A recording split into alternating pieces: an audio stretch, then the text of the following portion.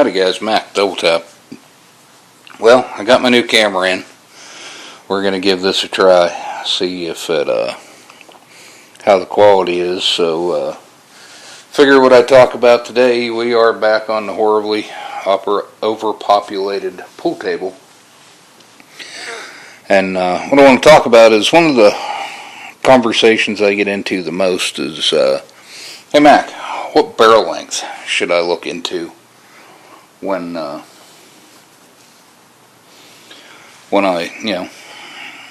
start looking at buying an AR15. Mostly I get into this with people that are on their first gun or they've done a whole bunch of 16-inch guns.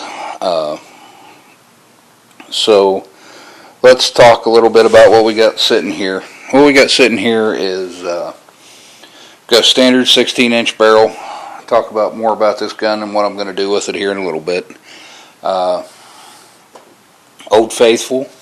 This is actually a custom barrel. It's kind of a half-breed in between two of the standard sizes. It's 13 inches long. Get a lot of guys that do 12-inch barrels, a lot of guys that do 14. And there's always variants. There's halves and everything. But that barrel was cut down specifically for this gun when I had it converted to a short-barreled rifle, and that was my entry gun in law enforcement.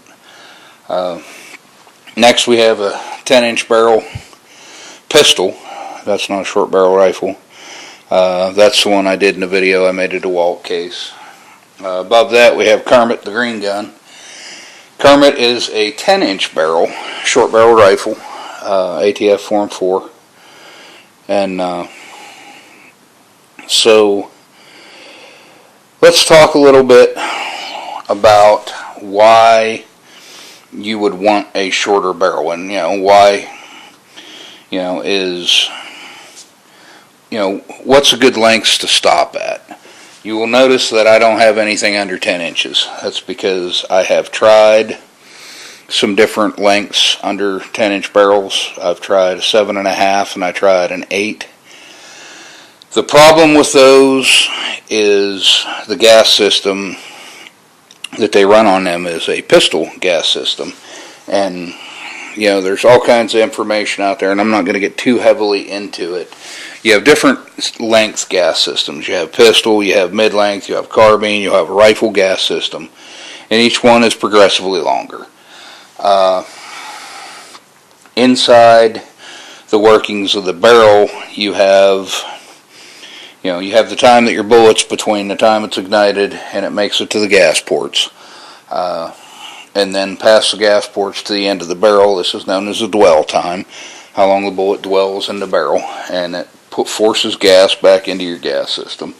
And there is so much data on this and so much confusion, so much misinformation, and to be honest, I don't know I don't know enough about it to know the hows and whys. I know what works and doesn't, just from trial and error. I don't claim to be an expert on the gas systems. All I know is shortening down a rifle or carbine gas system right to the gas ports doesn't seem to work. And then the pistol gas systems never seem to work. I mean, yeah, sure they work, but not consistently and reliably. You're constantly having gas problems. So that being said, you need to decide what you want to do, or search for another outcome or another source of information on what. I've never found anything under a 10.5 inch barrel that works. It works consistently. So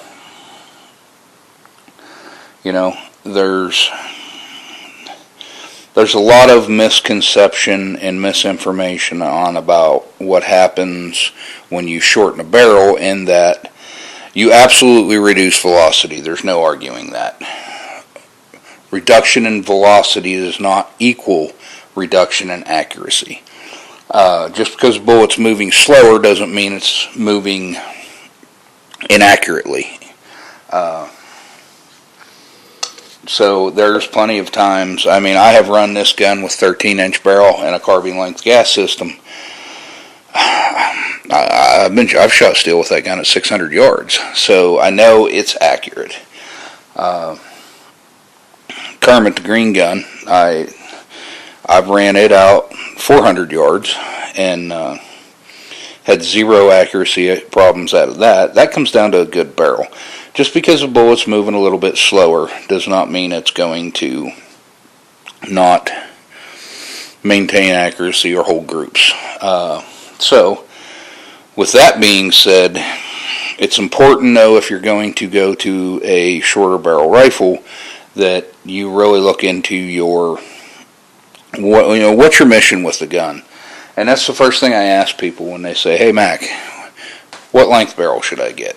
That's like me, okay, what kind of car should I drive? Well, I don't know. It depends on what you're going to do with it. Same thing goes with this. I will tell you for this, 90% of the people that are going to watch this video are not law enforcement. The military is really given their guns. So, law enforcement has a lot of factors. The bulk of the people that are watching this video, they're not, there's always the chance that they're going to try and use one of these guns to defend their life, and they need it to be capable of that. But most people are looking for punching holes in cardboard or coyotes. There's some people that will hunt deer with an AR. I've hunted deer with an AR in Oklahoma.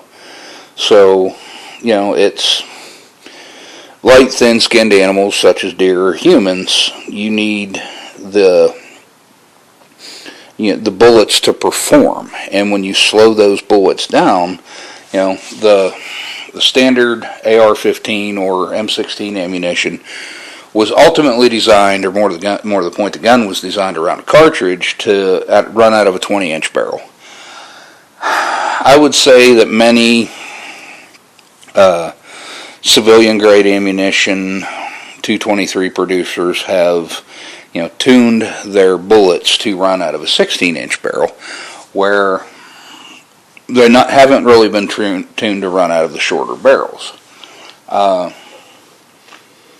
The holy grail in short barrels seems to be 1 7 twist barrel running a 77 grain projectile. And at the speeds that these guns are capable of producing on a regular basis, that 77 grain hollow point is performing adequately or exceptionally, or however. But for the average person that's just going to be punching holes in cardboard or shooting coyotes, again, just about anyone's going to work. Now, somebody's going to jump up and down and scream, "Oh my God, you can't shoot 55 grain ball out of ammunition out of a 10.5-inch barrel," but I do it all the time at cardboard, and they shoot fine. So, what's your mission going to be? Is it going to be truly a sporting rifle to take out, shoot once every 3 or 4 years at some cardboard and put it back in your gun safe? If that's the case, do whatever you want. If you're trying to make your gun as versatile as possible, my standard answer is, if I was going to have one AR-15, just one, and no matter what else there was just going to be that one barrel length, it would be the 16-inch barrel. It's very versatile. Now I hear a lot of people say, well, a 16-inch barrel, it's hard to maneuver inside your home if you're going to use it for self-defense. If you're having a hard time working corners with a 16-inch barrel, it's not a gun problem, it's a training problem. You need to get more training. So, it really will do everything you need it to do, and it will do everything you're going to want it to do effectively. Second, third, fourth gun, whatever, I would consider going to a 10.5 inch barrel. I'm really pleased with the performance of the 10.5 inch barrel. If you just, especially if you're just going to punch paper for it. Now, in the DeWalt gun case I made for that 10 inch barrel, it's a 1 7 twist barrel. I am running Hornady 77 grain defensive load ammunition in it, and it performs beautifully thus far. In my 13 inch barrel gun for years, I have been running 69 grain boat tail hollow points. So again, I want to up in a little bit higher weight bullet to really control the ballistic issues of running a shorter barrel. So all that being said, if you're going to buy one gun, or this is your first gun, my absolute advice is go with 16 inch barrel. So, and then after that, get into whatever you like. Now this particular gun, in an effort to prove, most of you guys know I have a pretty big issue with expensive AR-15s. And when I say expensive, I'm talking some of these guys running, $2,000, $3,000, $4,000 rifles. They don't shoot any better than a properly put together, I don't want to call them cheap, but inexpensive gun. So that's what I'm going to prove with this gun. We're going to have a lot of fun building this in the near future. I'm in this gun for cheap. I bought this private sale. Got $300 in it the way it sits.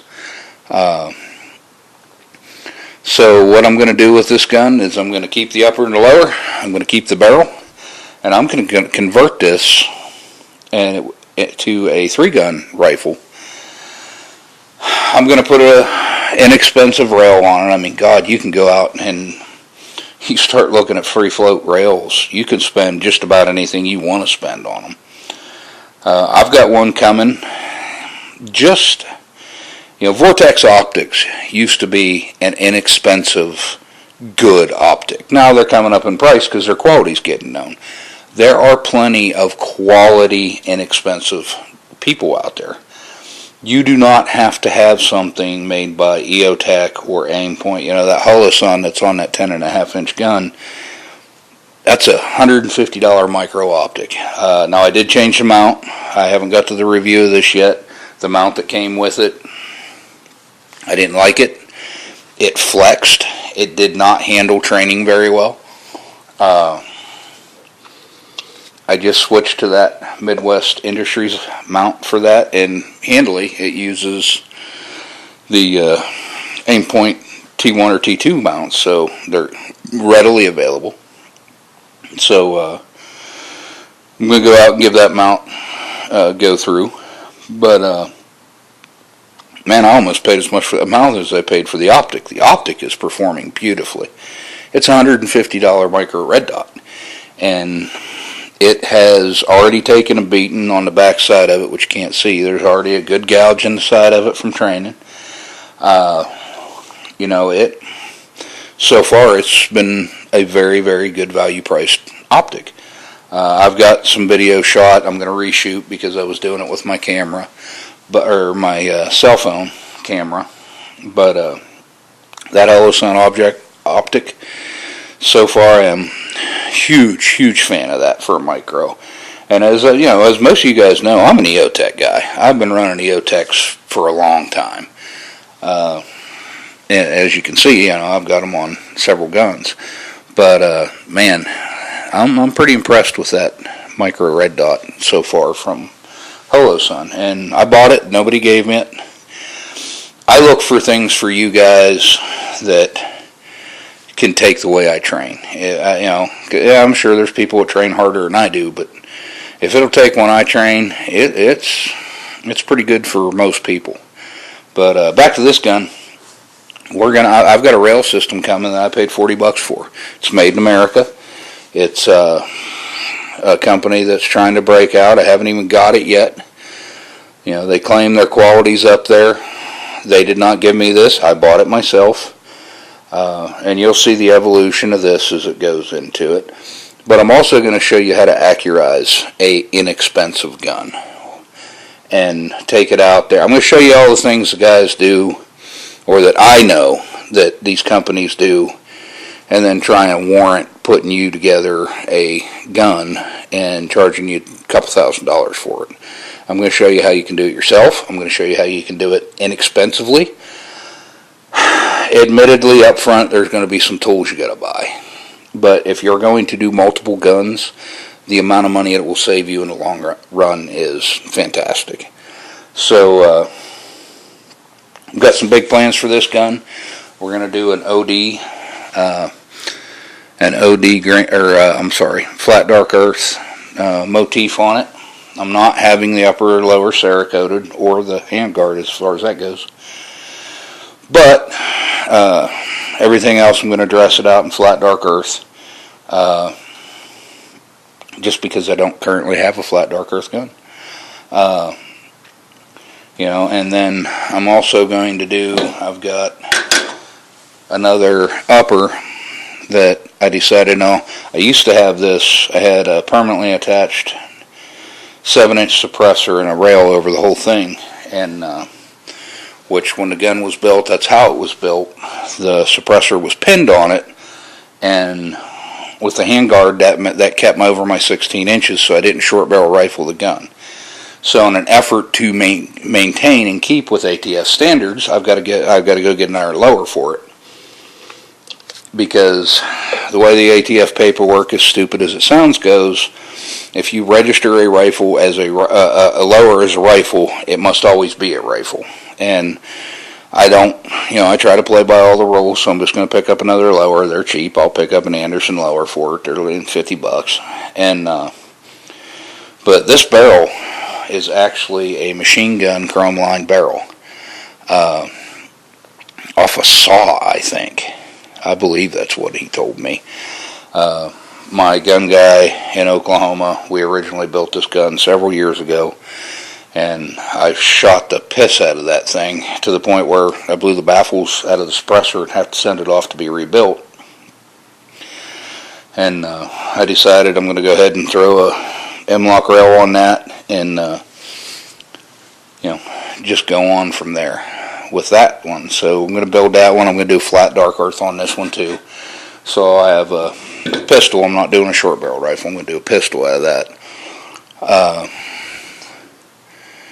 So that's it in a nutshell. Stay tuned. See what we do to this gun. I appreciate you guys watching. Like, share, and subscribe. Help me get rebuilt. I lost a lot of viewership when I took my little 3-4 year break, and I'm trying to get it back. But as always, friends don't let friends buy pool tables, and I appreciate you guys watching, and let's see how this new camera works.